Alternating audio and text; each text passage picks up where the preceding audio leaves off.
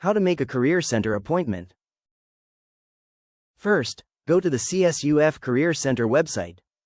Then, go to the Students tab, and select Schedule an Appointment from the drop-down menu. You can also select appointments in the information bar on the right-hand side of the screen. On the Appointments page, scroll down to the blue Schedule an Appointment column. Click on Titan Net, navigate 360. Log in with your student email and password. Click on Appointments in the left-hand navigation column. Then, select Make an Appointment in the top right corner. Select Career Services to make an appointment with a college career specialist or career coach. Choose the appointment type you are interested in.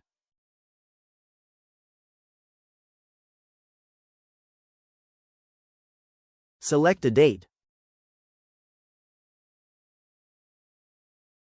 Please keep in mind that appointments are typically booked 2 weeks in advance. Select a date and time that works for you.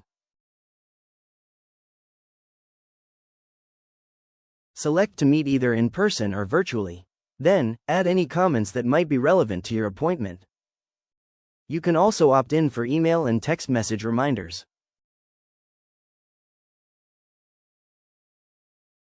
Select View Appointment to review or cancel your appointment.